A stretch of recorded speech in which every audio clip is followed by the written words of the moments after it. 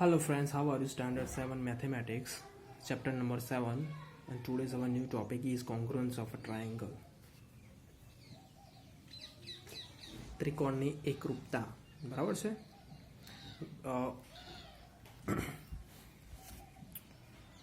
We show that line segments are congruent where no one of them is just a copy of the other.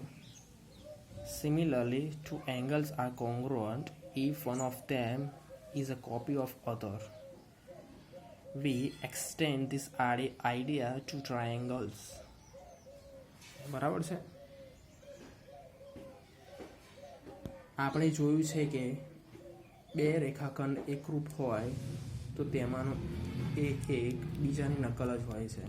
બરાબર છે. તે જ રીતે એક ખૂણો બીજા ખૂણાની નકલ જ હોય છે તો તેઓ એકરૂપ છે. બરાબર છે.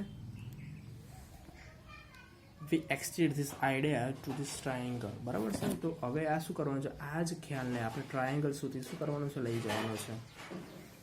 Two triangle are congruent if they copies of each other then we supported cover to the other exactly. બરાબર છે. જો બે ત્રિકોણો જે છે એકબીજાની નકલ હોય તો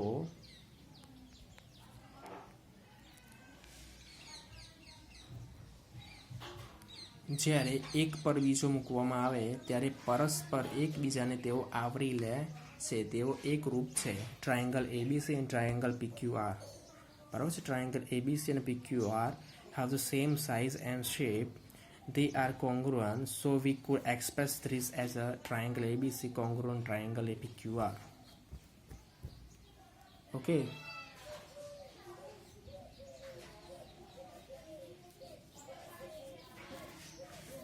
બરાબર છે.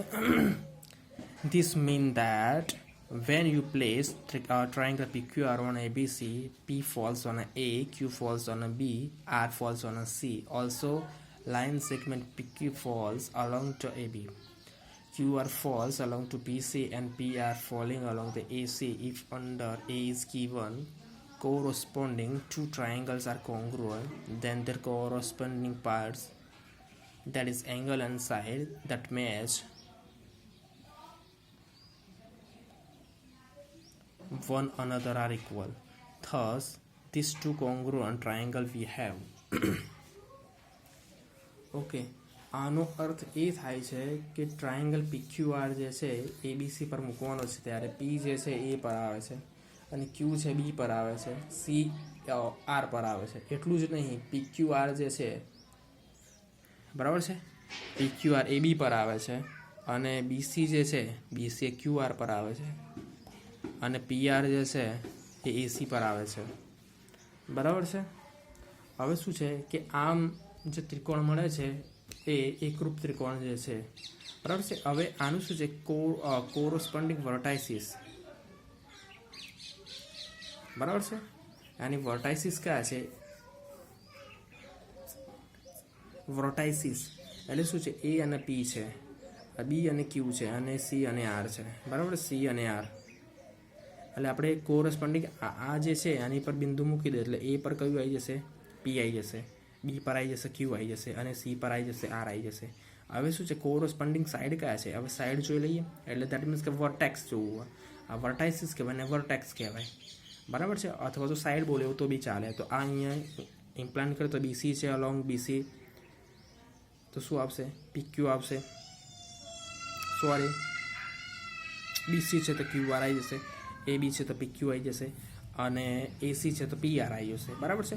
કોરસ્પોન્ડિંગ એંગલ કયા છે, હવે આને ઇમ્પ્લાન્ટ કરો, આની પર કોપી તો C ની જોડે R આવી જશે.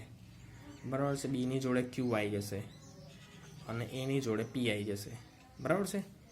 If you place triangle PQR on ABC, such a P falls on a B. Okay, then should be the other vertices also corresponding to suitability.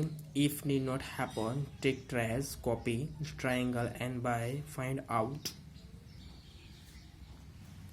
Okay, તો હવે શું છે, ટ્રાયેંગલ PQR અને BC પર એવી રીતે ગોઠવો કે P અને B આવે તો બીજા શિરોબિંદુ યોગ્ય સંગત થશે કે નહીં થાય એકરૂપતાની વાત કરીએ, બરાબર છે.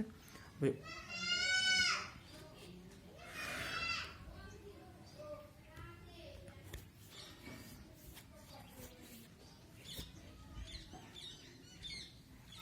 A corresponding to P, B corresponding to Q, C corresponding to I, ABC corresponding to PB.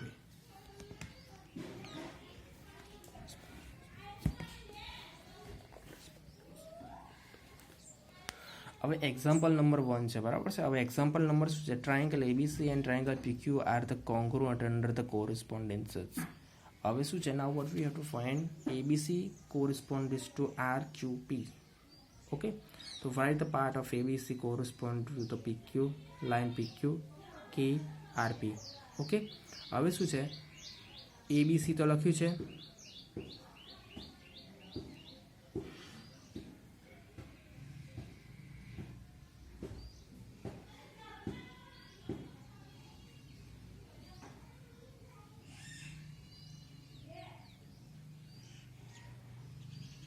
બરાબર છે.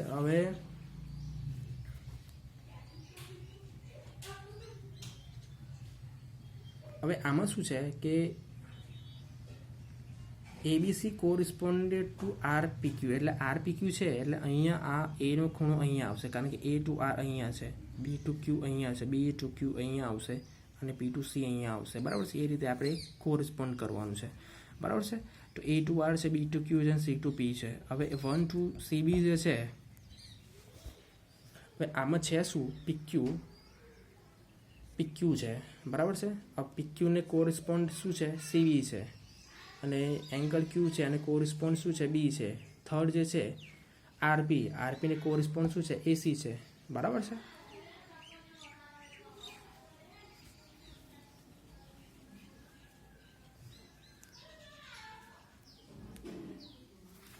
હવે 7.1 છે. હવે 7.1 એક્સરસાઇઝ છે, એમાં એક્ઝેક્ટલી કરવાનું શું છે, બરાબર છે. હવે આપણે જોઈએ.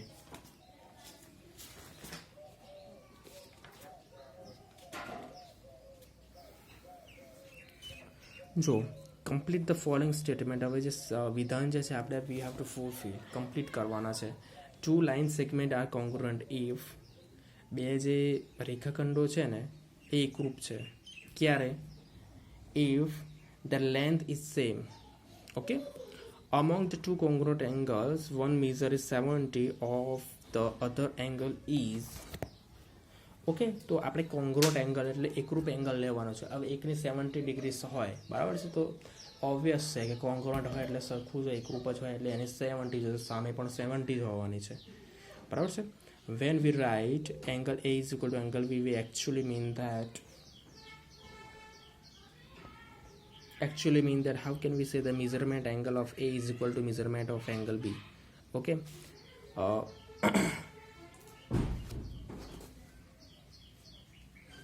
give a 2 or real life example for the congruent shapes. Triangle ABC, congruent triangle FED. Under the correspondence ABC FED, write all the corresponding congruent or part of the triangles.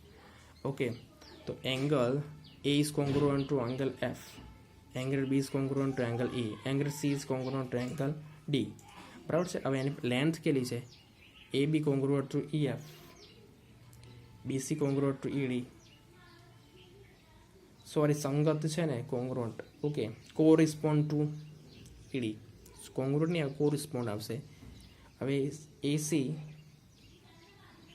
congruent to FD. Okay, FD, બરાબર છે. Corresponding congruent part of the triangles, એટલે angle આવશે ને એની side આવશે. Vertex તો રહ્યા, vertex બી આવી જશે, બરાબર છે. હવે ફોર્થ વન શું છે? Triangle DEF angle BCA, the part of the SABCA correspond to, બરાબર છે. હવે DEF લખવાનું છે, BCA લખવાનું છે. હવે શું કરવાનું છે? કોરસ્પોન્ડ ટુ એંગલ E છે એને એંગલ C કોરસ્પોન્ડ કરશે, બરાબર છે. હવે એંગલ C EF છે, EF તો એની જોડે CA કરશે, બરાબર છે. એંગલ A છે એને એંગલ બી કરશે, સોરી એંગલ એફ છે, એંગલ એફ એને એંગલ કરશે એ, બરાબર છે. હવે ડીએફ છે, ડીએફ તેને કોરિસ્પોન્ડ એંગલ કરશે D A B or B A, બરાબર, line segment. Okay, so our exercise number 7.2 7.1 is almost complete, almost ને કમ્પ્લીટ જ છે. ઓકે,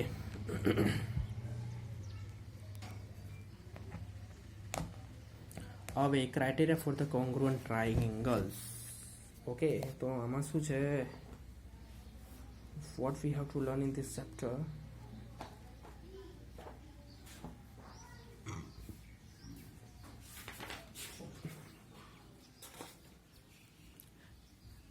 ત્રિકોણની એકરૂપતા માટેની શરતો છે, બરાબર છે.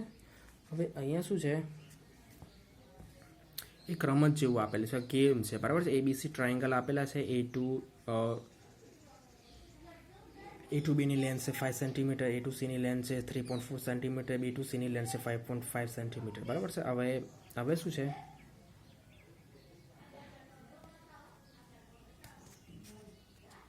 બરાબર છે.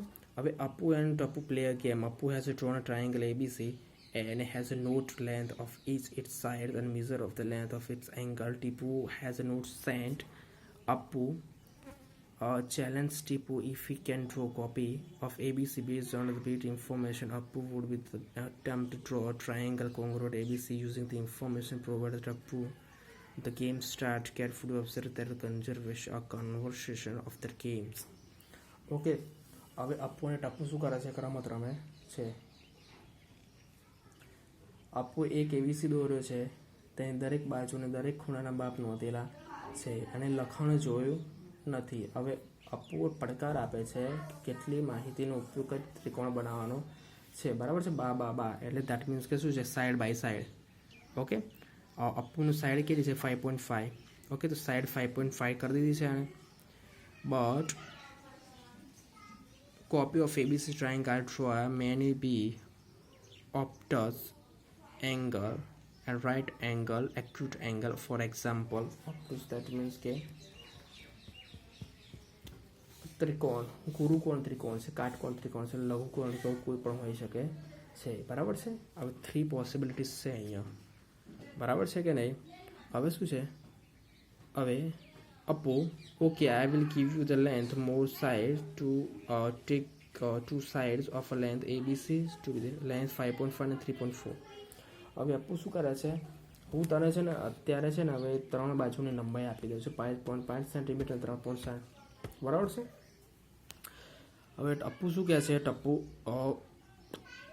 even this will not sufficient for the purpose. I can draw a serval triangle for 7.10 with the information maybe not copied.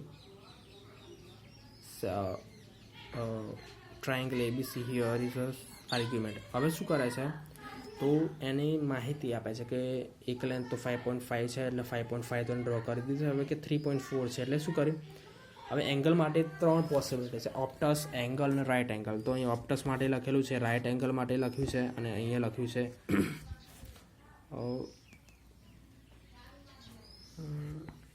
ક્યાં છે, એક્યુટ એંગલ માટે, બરાબર છે.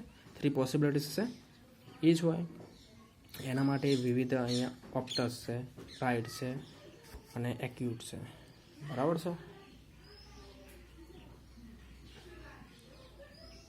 બરાબર છે. હવે શું કર્યું છે, લેન્થ આપી છે અને અનુલક્ષીને આપણે શું કરવાનું છે, કોરિસ્પોન્સ કરવાનું છે આને, બરાબર છે.